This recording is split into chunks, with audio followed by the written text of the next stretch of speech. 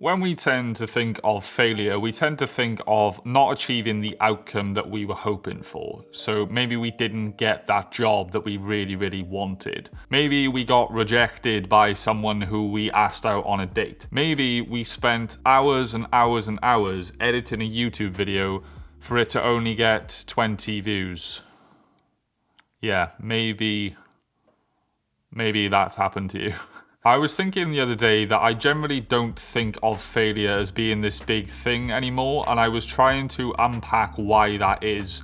And I came across a period of my life in my early 20s where I failed a hell of a lot, and I feel like it's now given me this unfair advantage to the point where I no longer consider failure as this big thing. I just see failure as a learning experience. I often see people ask in YouTube comments and messages, how do I overcome failure and how do I get over a setback? Whatever you'd like to call it, it just essentially means you wanted something and you didn't get it.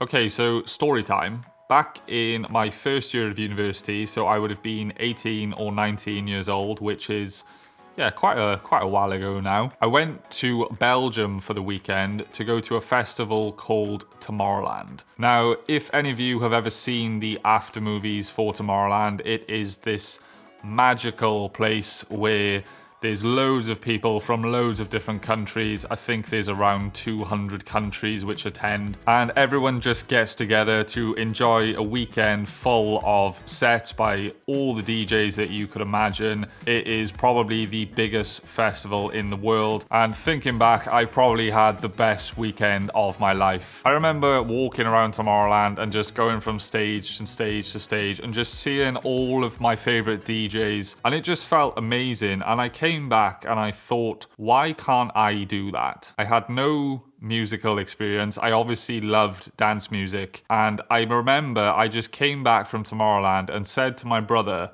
why can't we do that? Why can't we be the ones on stage, like giving all these people this amazing feeling? And for some reason, I think we were just young and naive. We just said, yeah, let's do it. Let's have a go. Let's try and become these world famous DJs who play Tomorrowland and play festivals around the world. So for the next 2 years after that point, we locked ourselves away and just tried to work out how the hell you made this electronic dance music. We didn't have any musical experience whatsoever. We spent thousands of hours trying to make something which didn't sound terrible. That was our initial goal. 2 years into that process, we got signed to a label. And then the next couple of years after that, we now have loads of songs which have millions of streams on some of them, and we have a lot of monthly listeners. We have like 100,000 monthly listeners.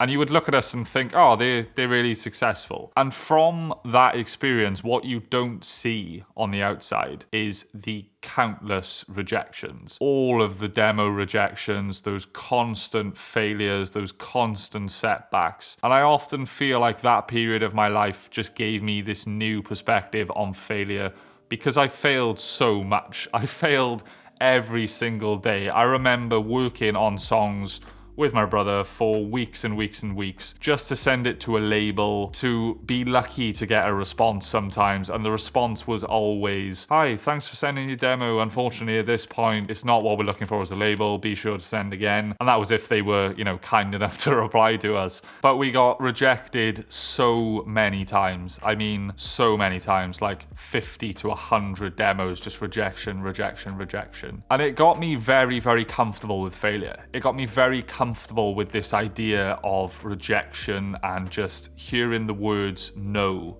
all of the time. Until eventually, 2 years into the process, we managed to get a song signed to one of the biggest labels in dance music, and that's where our career started. A few years later, during my early 20s, when I was probably 22 to 23, I read a book which illustrates this point beautifully, called Go for No. And the book is essentially designed for sales trainers. So people go in door to door, or people on the phones trying to sell people products. So let's say you have success rate of 10%. So for every 10 calls you make, one person is going to buy something from you. Yes, you can focus on going for that one person, the 1 out of 10. Or you can go for no, which means you focus on getting the 9 calls out of the way to eventually get the 10th yes. And that kind of reframe really changes things when it comes to rejection and failure, because you start to see the rejection as just part of the process to get the success. With our music demo examples, for every 10 tracks we send to someone, on the 10th time usually we would get an email back from someone saying, "Hi lads, this isn't really there yet, but really good progress. I can definitely tell that you're on the right track." And that was a success back then because it just gave us so much energy to keep going. And when I read that book a few years later, I was like, yes, this is the thing. Focus on the process of getting the rejections, because you know that eventually the yes will come. So just get out the no's, get rid of the no's as quickly as possible, go through the process and just learn. So how can you apply this to whatever it is you're struggling with regards to failure? Well, let's say you didn't get that job you applied for. A lot of people will think, oh, I'm not going to apply for a job for a while now. I'm just going to collect and regroup. I've taken a knock here. Whereas what you should actually do is just think, right, what can I do to improve? And let's go straight on to the next one. Let's go for no. Let's keep going through the process so that eventually I get the yes. And it kind of changes your perspective on failure massively, because you don't even think of failure. You just think of it as the next one in the process to getting the successful outcome that you are looking for. So I would encourage you, the next time you are a little bit down about being rejected or failing or having a setback, whatever you would like to call it, just think of that go for no model where it's just the next step in the process to getting the yes. I hope that video helped. It was nice for me to think back and tell some stories. Let me know if you enjoyed it down in the comments below. And if you enjoyed this video, I post videos like this every single week. So feel free to subscribe and become a part of my community. Thanks very much for watching. Take care and I'll see you soon. Cheers.